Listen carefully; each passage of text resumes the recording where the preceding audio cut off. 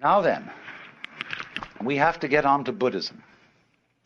And in order to introduce Buddhism, it's necessary to remember the whole background of the world view of India. In other words, what we're going to study, first of all, to understand Buddhism, is Indian cosmology, just as you would have to study the cosmology of the Ptolemaic view of the world in order to understand Dante, and in order to understand lots of things about medieval Christianity. So the cosmology of the Hindus, their view of the universe, has come right into Japanese life through Buddhism, but it antedates Buddhism. Buddhism simply adopted it as a matter of course, just as now if you invented a new religion, you would probably adopt the cosmology of modern astronomy. Well, now, how does the Hindu see the world? You know, there are really three great views of the world that human beings have had. And they go, one is the Western view of the world, which looks upon the world as a construct, an artifact, by analogy with ceramics and carpentry. Then there is the Hindu view of the world, which is dramatic, looks on it as a play. And then the Chinese view, which is organic and looks upon the world as an organism, a body. But the Hindu view sees it as a drama. And it's simply this: there is what there is, and always was and always will be, which is called the self. That in Sanskrit is Atman, A-T-M-A-N. And the Atman is also called Brahman. Brahman, from the root bri, to grow, to expand, to swell, is actually related to our word breath. So, Brahman, the self, according to the Hindu view, plays hide and seek with itself for always and always and always. How far out, how lost can you get? So here, each one of us, according to the Hindu idea, is the Godhead on purpose getting lost for the fun of it. And how terrible it can get at times. But won't it be nice when you wake up? That's sort of the basic idea. And I found it's an idea that any child can understand. It has great simplicity and great elegance. Now, in part of this cosmology, we must understand another feature of this conception of the universe. Not only, you remember now the kalpas, the periods of time, the yugas, the qualities of the time through which the universe goes, but there's the final thing, which are called the six worlds, or the six paths of life. And this is very important for Buddhism, although it comes from Hinduism, is represented in what is called the Bhava Chakra. Bhava means becoming, B-H-A-V-A. Chakra, C-H-A-K-R-A, means wheel. The wheel of becoming, the wheel of birth and death. And it has 6 divisions. It has the top people and the bottom people. The top people are called Deva, D-E-V-A. The bottom people are called Naraka, N-A-R-A-K-A. Devas are angels, and they are the people who are the supreme spiritual successors. The Naraka are tormented in purgatory, and they are the supreme spiritual failures. They are the poles, the happiest people and the saddest people. Then in between there comes the world of the pretas, next to the Naraka, next to the purgatory. The pretas are the frustrated spirits who have tiny mouths and enormous bellies, huge appetites, but very, very limited means of satisfying it. Then next, they come between the Narakas and the Devas at the top. Next up from the pretas are the human beings. And they are supposed to hold a middle position in the 6 worlds. Then you go up from the human beings to the Devas, and then you start coming down again. The next world is called the Ashura, and those are the wrathful spirits, the personifications of storm and all the anger and violence of nature. Next down is animals, coming between the Ashura and the purgatories again. Now, all these needn't be taken literally. They are different modalities of the human mind. We are in the Naraka world when we are frustrated and in torment. When we are merely chronically frustrated, we are in the Preta world. When we are in a state of equanimity, even-mindedness, we are in the human world. When we are deliriously happy, we are in the Deva world. When we are furious, we are in the Ashura world. And when we are dumb, we are in the animal world.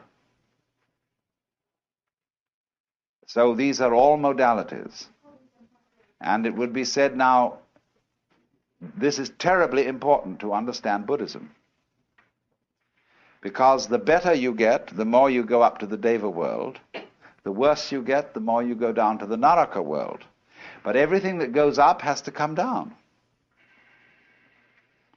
So you can't improve yourself indefinitely. If you improve yourself beyond a certain limit, you simply start to get worse.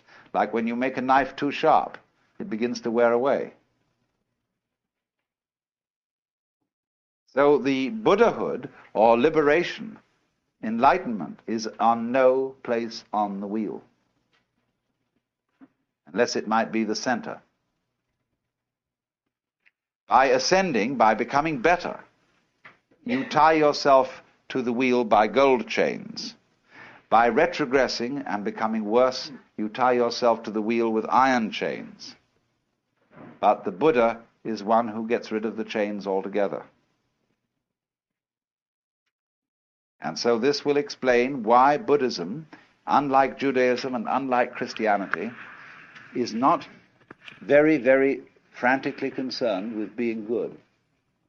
It is concerned with being wise. It is concerned with being compassionate, which is a little different from being good.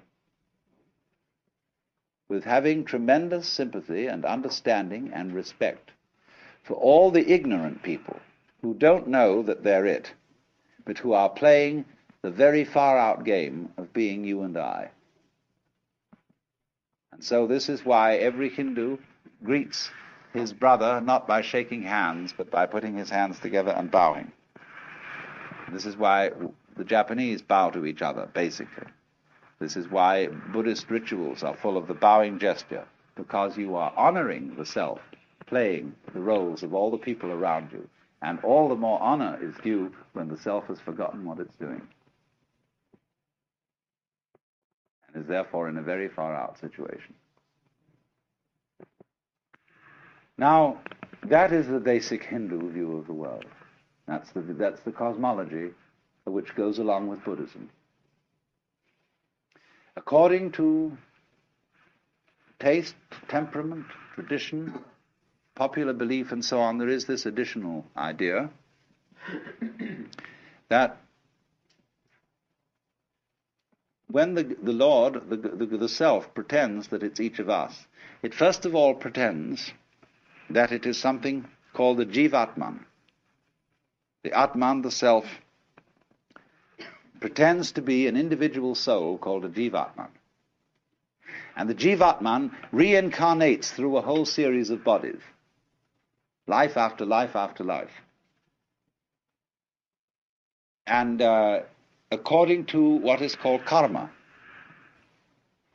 karma literally means doing. The law of doing, whereby acts occur in a series, and they are linked with each other in an unbreakable chain. So everybody's karma is the life course that he will work out through maybe innumerable lifetimes. I'm not going into that because a lot of Buddhists don't believe that. You will find that the Zen people, for example, are quite divided on this. They will say, no, we don't believe literally in reincarnation. That after your funeral, you will suddenly become somebody different, living somewhere else. They will say reincarnation means this, that if you, sitting here now, are really convinced that you're the same person who walked in at the door half an hour ago, you're being reincarnated. If you're liberated, you'll understand that you're not. The past doesn't exist. The future doesn't exist. There is only the present, and that's the only real you that there is. The Zen master Dogen put it in this way. He said, spring does not become the summer. First there is summer, and then there is spring. Each season stays in its own place. And so in the same way, the you of yesterday does not become the you of today. T.S. Eliot has the same idea in his poem, The Four Quartets, where he says, when you settle down in the train to read your newspaper and so on, you are not the same person who a little while ago left the platform. If you think you are linking your moments up in a chain. And this is what binds you to the wheel of birth and death. But when you know that every moment at which you are is the only moment, this comes into Zen. A master will say to somebody, get up and walk across the room. And he comes back and he says, where are your footprints? They've gone. So where are you? Who are you? When we are asked who we are, we usually give a kind of recitation of a history. Well, I'm so-and-so, I was given this name by my parents, I've been to such and such a college, I've done these things in my profession, and I produce a little biography. Buddha says, forget it. That's not you. That's some story. That's all gone, that's all past. I want to see the real you are now. Well, nobody knows who that is, you see. Because we don't know ourselves except through listening to our echoes and consulting our memories. But then there's a real you, and that again leads us back to this question. Who are you? That is the real you. We shall see how they play with this in Zen, by the koans, to get you to come out of your shell and find out who you really are. Well, now, whereas in India, this worldview is tied up with a whole culture involving every circumstance of everyday life. Hinduism is not a religion in the same sense that, say, being an Episcopalian or even a Roman Catholic. Hinduism is not a religion, it is a culture. In this respect, it's more like Judaism than Christianity, because a person is still recognizable as a Jew, even though they don't go to synagogue. Because there's certain cultural things that Jewish people who come of a line of Jewish parents, people who have been practicing Jews, they still continue certain ways of doing things, certain mannerisms, certain attitudes, and so they are cultural Jews instead of religious Jews. Now, Hinduism is the same sort of thing. It is a religion culture. And so it involves living in India, really, to be a Hindu. Because of the differences of climate, the differences of arts and crafts, technology, you can't be a Hindu in the full sense in Japan or in the United States. So what is Buddhism? Buddhism is Hinduism stripped for export. Now, the Buddha was a reformer, you might say, in the highest sense of a reformer, someone who wants to go to the original form, or to reform it for the needs of a certain time. The word Buddha is a title, not a proper name. Same way as Christ means the anointed, and it's not the surname of Jesus. So Buddha is not the surname of Gautama. It means the one who is awakened, from the root in Sanskrit Budh, B-U-D-H, to know. The man who woke up, who discovered who he really was. Now, the crucial point wherein Buddhism differs from Hinduism is it doesn't say who you are. It has no idea, no concept, and I emphasize the word idea and concept. It has no idea and no concept of God. Because Buddhism is not interested in concepts. It's interested in direct experience, and direct experience only. So from the Buddhist standpoint, all concepts are wrong. Just in the same way that nothing is really what you say it is. Is this a stool? It isn't now, it's a wastebasket.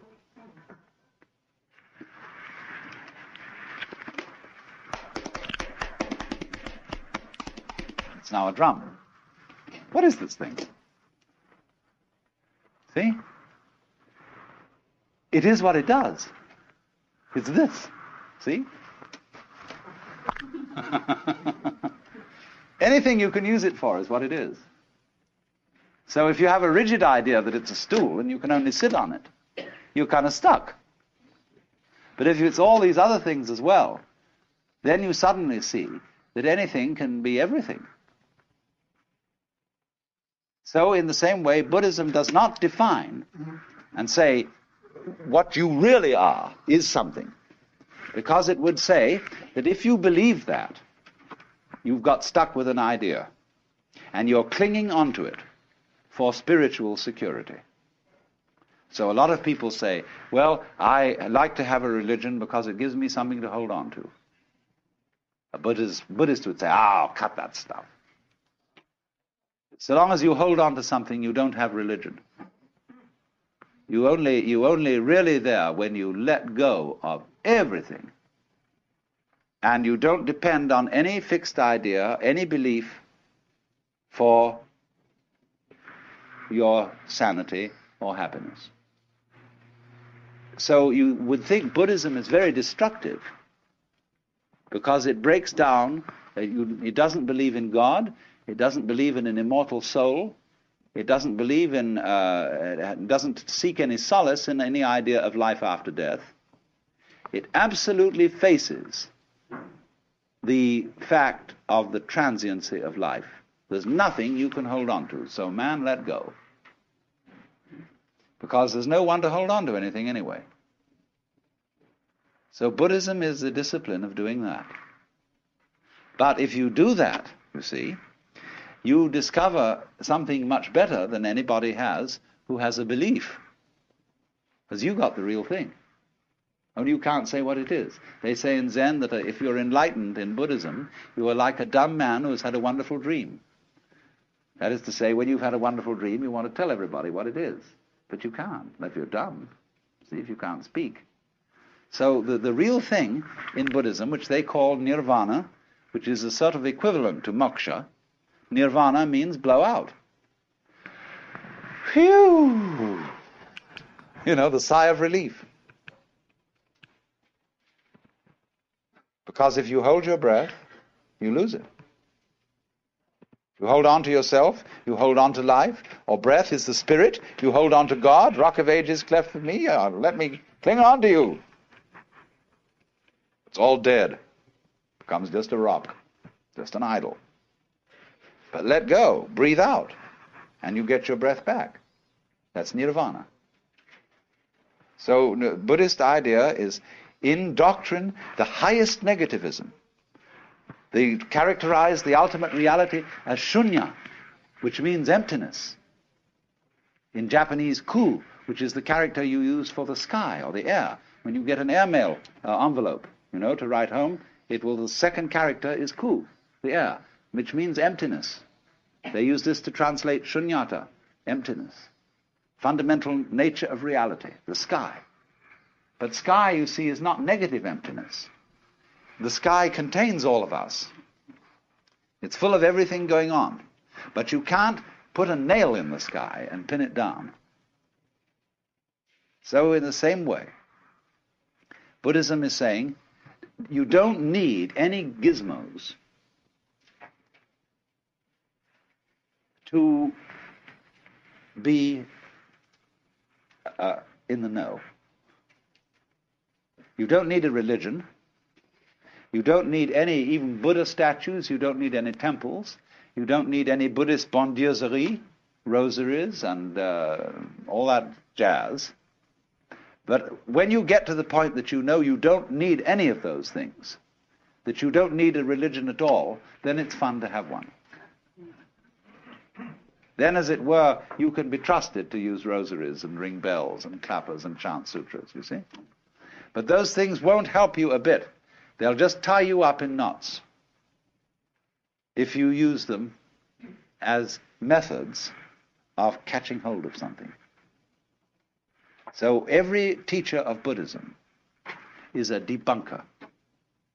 But he does it not to be a smart aleck and to show how clever he is, but out of compassion. Just as when a surgeon chops off a bad growth, or a dentist pulls out a rotten tooth, so the Buddhist guru or surgeon is getting rid of your crazy ideas for you, which you use to cling on to life and make it dead. Now, there are two kinds of Buddhism. They are called Mahayana.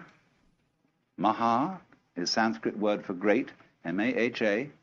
Yana means a vehicle or conveyance. And there is Hinayana, means the little vehicle. Hina in Sanskrit, H-I-N-A, means little. Only that's a term invented by the Mahayanists for the other people, and the other people don't like it. They like to call themselves Theravada, T-H-E-R-A-V-A-D-A, which means Vada, the way, Thera, of the elders. Now, Theravada Buddhism you will find in Ceylon, Burma, Thailand, Cambodia, and generally South Asia. Mahayana you find in, it originated in Nepal, northern India, and you find it in Tibet, China, Mongolia, Japan, and to some extent in Indonesia. The Mahayana is what we are finding here. All the sects of Japanese Buddhism are Mahayana. Now, what's the great difference between these two schools? The Theravada is very strict. It's a way for monks, essentially, rather than laymen. And it is, you see, there are many ways of living Buddhism. It'll take me some time to show you this. The Theravada Buddhists are trying to live without desires, to have no need for wives or girls or husbands or boyfriends, not to kill anything at all, to live the strictest vegetarian way, and to strain your water so that you even don't eat any insects, little insects with it. And to this very strict way, and meditate all the time, and eventually attain nirvana, which will involve your total disappearance from the manifested world. Mahayana feeling is that that is a dualistic point of view. You don't need to get away from this world to experience nirvana, because nirvana is what there is. It's here, it's now. So the ideal person of Mahayana is called a bodhisattva. This originally meant somebody on the way to becoming a Buddha, but in Mahayana it has a different meaning.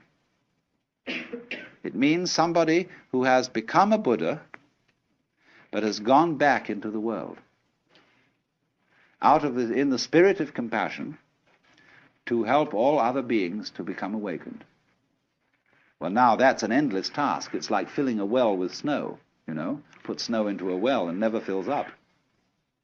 So when at the Zen monastery, they've said there, homage to the Buddha, the Dharma, that's say the Buddha's doctrine or method, and the Sangha, the order of followers of the Buddha, then they take 5 vows.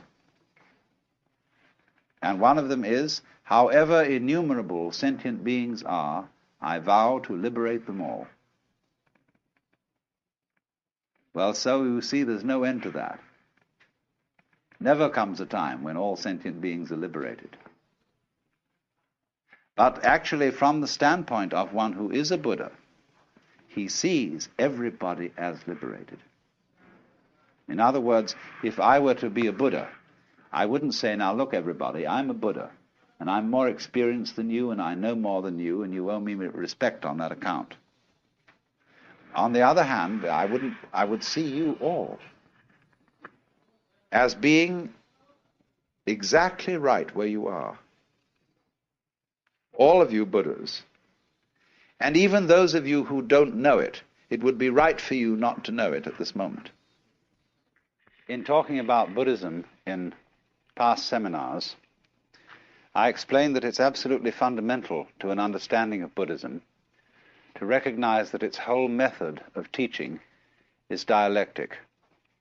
That is to say, it consists of a dialogue between a teacher and a student.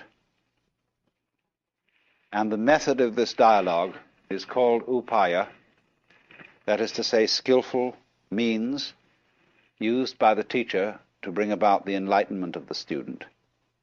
The word upaya meaning expert pedagogy in teaching, but meaning deceit when used in a political context. And since Buddhism is a dialogue, what you ordinarily understand as the teachings of Buddhism are not the teachings of Buddhism. They are simply the opening gambit or the opening process of this dialogue. And the point being that Buddhism is not a teaching. Its essence consists in a certain kind of experience, in a transformation of consciousness which is called awakening or enlightenment, which involves our seeing through or transcending the hoax of being a separate ego. And so a Buddhist does not have the same tendency that a Christian has to want to find out what his faith is by going back to the most original sources. There has always been a tendency in Christianity to ask, what did Jesus really teach? What is the pure New Testament, uncorrupted by theologians and by scribes who inserted things into the mouth of the master? It does not occur to Buddhists to have this attitude because of this dialectic pattern. You see, when you have an acorn, if it's a lively acorn, it grows into an oak. And that's the way it should be. In other words, it should develop into something. And so Buddhism, as it has developed since the days of the Buddha, has gone a long way. It has become sometimes more complex, sometimes more simple. But it has changed radically because the seed which the Buddha planted was alive. Now, for example, when we ask what are the Buddhist scriptures, you can get 2 answers to that question. In the Southern School, there is a set of scriptures which are written in the Pali language, divided into 3 sections, called the Tipitaka, which means the three baskets, because these palm leaf manuscripts on which the sutras were eventually written down were, of course, carried around in baskets. And three baskets of these palm leaf manuscript volumes comprise the Buddhist scriptures. But you must remember that in the evolution of these scriptures, that the Buddha wrote nothing, nor did his immediate disciples. That's a very important thing to remember, that all Indian scriptures were for many centuries handed down orally. And so we have no clear guide as to their dates. Because when you hand down an oral tradition, you are not always likely to preserve certain historical landmarks. Supposing we're talking about a certain king, and the name of this king will mark a historical point. But in an oral tradition, the name of the king is likely to be changed every time the story is told to correspond to the king then reigning. So, in other words, things that do change, that have a historical rhythm, like a succession of kings, they will be changed in handing down the oral tradition. But things that do not change, that is to say, the essential principle of the doctrine, they won't be altered at all. So you must remember that the Buddhist scriptures were for some hundreds of years handed down orally before they were ever committed to writing. And that accounts for their monotonous form. That is why everything is numbered, why there are 4 noble truths, 8 steps of the Eightfold Path, 10 fetters, 5 skandhas, 4 Brahma viharas or meditation states, and so on and so on. Everything is put in numerical lists so as to be memorized easily. And so there are formulae which are constantly repeated, and this is supposed to aid the memory. Now then, it is obvious that those scriptures of the Pali Canon, when you really sit down and read them, you know that what has happened here is that partly they have a certain monotony due to mnemonic aids, but also that in the course of time before they were written down, many monks spent wet afternoons adding to them, and adding things in such a style that no inspired person could ever have said them. And they made commentaries upon commentaries upon commentaries, and lots of them had no sense of humor. I always love the passage where the Buddha is giving instructions on the art of meditation, and he's describing a number of things on which one could concentrate. And there's a commentator making little notes on this. And so when he's made his list of things on which you could concentrate, like a square drawn on the ground, or the tip of your nose, or a leaf, or a stone, or anything, and then he says, or on anything. And the commentator puts footnote, but not any wicked thing.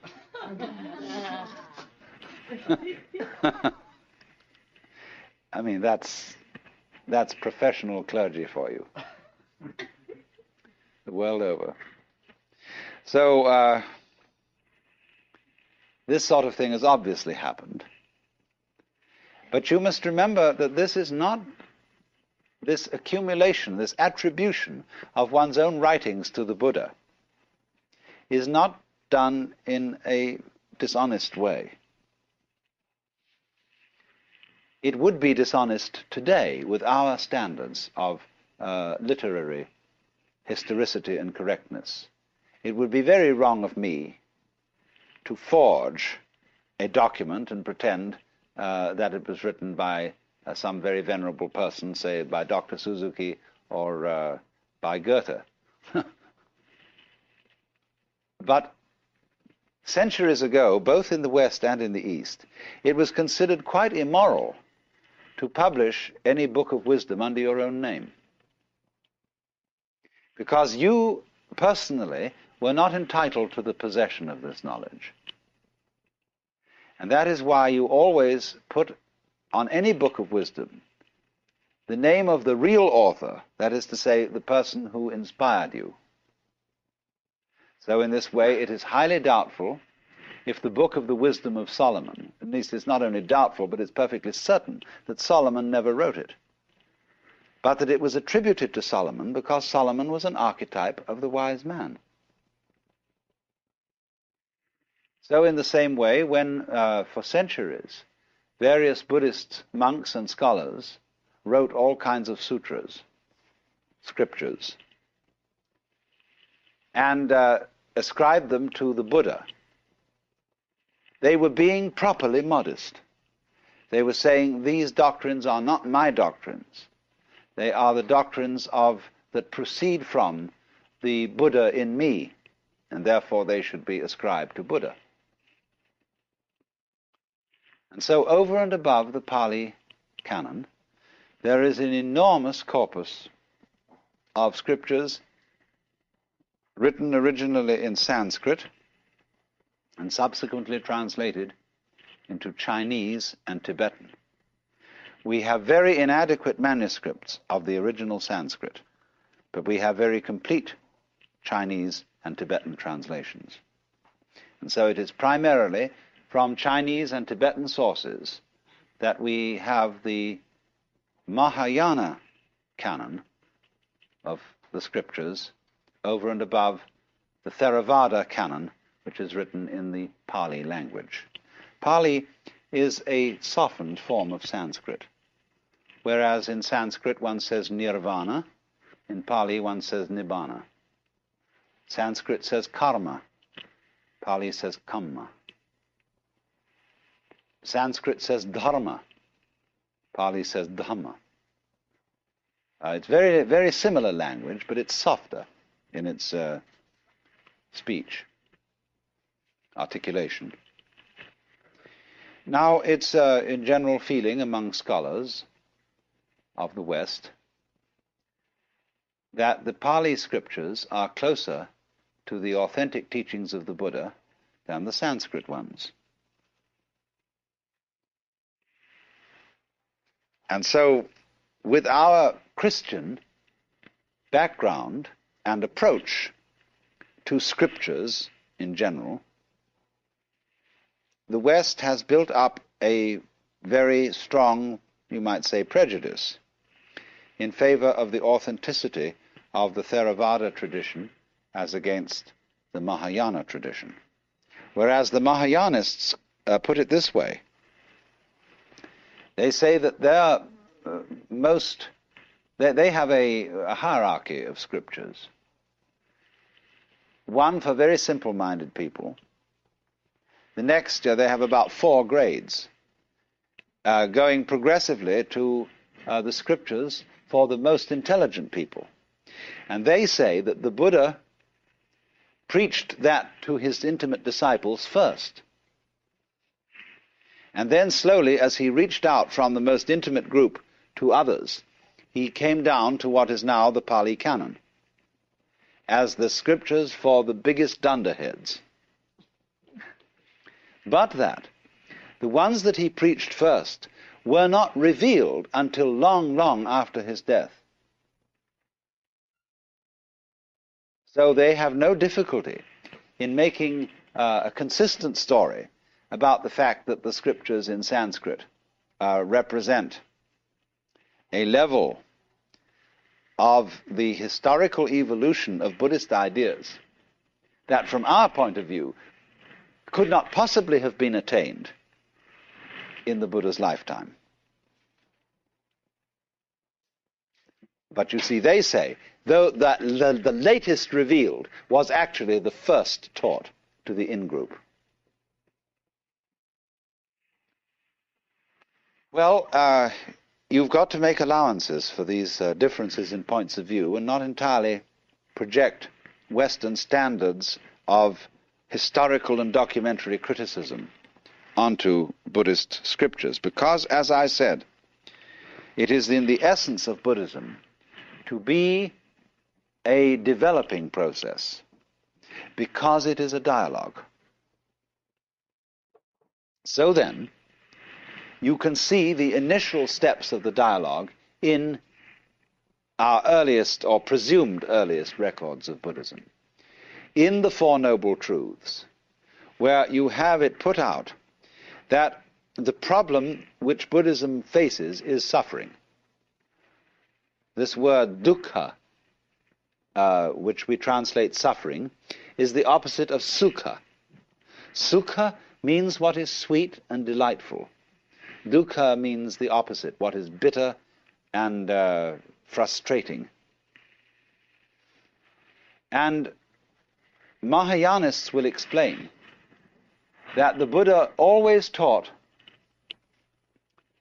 by a dialectical method. That is to say, when people were trying to make the goal of life the pursuit of sukha, that is to say, the pursuit of happiness, he counteracted this wrong view by teaching that life is essentially miserable. When people thought, for example, that there is a permanent and eternal self in each one of us, and clung to that self, the Buddha, in order to counteract this one-sided view, taught the other extreme doctrine that there is no fixed self in us, no ego. But a Mahayanist would always say, the truth is the middle way. Neither sukha nor dukkha, neither atman nor anatman, self nor non-self. The whole point is like this. Once when R.H. Blythe was asked by some students, do you believe in God? He answered, if you do, I don't. If you don't, I do. And so in much the same way, all Buddhist pedagogics, teaching, is specifically addressed not to people in general, but to the individual who brings a problem. And wherever he seems to be overemphasizing things in one way, the teacher overemphasizes in the opposite way, so as to arrive at the middle way. So then, with this emphasis on life is suffering, it's simply saying, this is the problem we're dealing with. We hurt. We, human beings, feel pretty unfairly treated because we are born into a world so arranged that the price that we pay for enjoying it, that is to say, for having sensitive bodies, is that these bodies are at the same time, because they are sensitive, capable of the most excruciating agonies. Isn't that a nasty trick to play on us? What are we going to do about it? This is the problem. So then when the Buddha says, the cause of suffering is desire, Trishna is our word thirst, and may perhaps be translated desire in a very general sense, or perhaps better craving, clinging, grasping, something like that. He is saying now, I'm going to make this suggestion. You suffer because you desire. Now supposing then you try not to desire, and see if by not desiring you can cease from suffering. Or you can put the same thing in another way.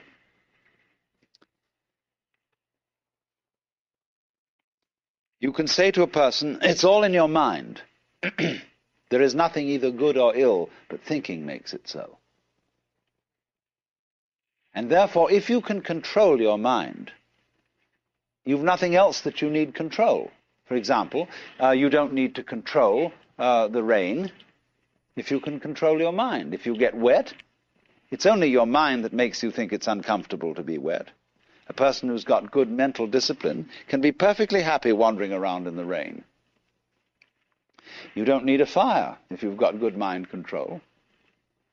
Because if you've got ordinary bad mind control, when it gets cold, you start shivering. That's because you're putting up a resistance to the cold. You're fighting it. But don't fight it. Relax to the cold. And in other words, this is a matter of mental attitude, and then you'll be fine. Always control your mind. This is another way of approaching it, do you see? Now then, as soon as the student begins to experiment with these things, he finds out that it's not so easy as it sounds. Not only is it very difficult not to desire, not only is it very difficult to control your mind, but there's something phony about the whole business. And this is what you're intended to discover. That namely, when you try to eliminate desire in order to escape from suffering, you desire to escape from suffering. You are desiring not to desire. In other words, I'm not merely playing with logic. I'm saying that a person who is escaping from reality will always feel the terror of it. It'll be like the hound of heaven that pursues him. And he's escaping in a way even when he's trying not to escape. And it was this point, you see, that this method of teaching was supposed to educate from you, to draw out from you. Not by saying to anybody all this in the first place, but by making the experiment not to desire, or the experiment to control your mind thoroughly. This is the first step. To understand this, you must go through that, or some equivalent of it, so as to come to the point where you see you are involved in a vicious circle. That in trying to control your mind, the motivation, the reason for which you are doing it, is still clinging and grasping. There is still self-protection. There is still lack of trust and love. So, when this is understood, the student returns to the teacher and says, look, this is my difficulty. I cannot eliminate desire because that itself, my effort to do so, is itself desire. I cannot eliminate selfishness because my reasons for wanting to be unselfish are selfish. As one of the Chinese Buddhist classics puts it, when the wrong man uses the right means work in the wrong way. Now, the right means are all the traditional disciplines. And you're going to use them. You see, you're going to practice Zazen or whatever and make yourself into a Buddha. But you see, if you're not a Buddha in the first place, you can't become one because you'll be the wrong man. You're using the right means, but because you're using them for a selfish intent or a fearful intent, you're afraid of suffering and you don't like it and you want to get out of it, you want to escape. All these, you see, are the motivations which frustrate the right means. So one is meant to find that out. And so then, in course of time, when all this was thoroughly explored by the Buddha's disciples, there developed a very evolved form of this whole technique of dialectic, which was called Madhyamika, Madhyamika. It means the middle way. But it was a form of Buddhist practice and instruction developed by Nagarjuna, Nagarjuna, who lived approximately in 200 AD.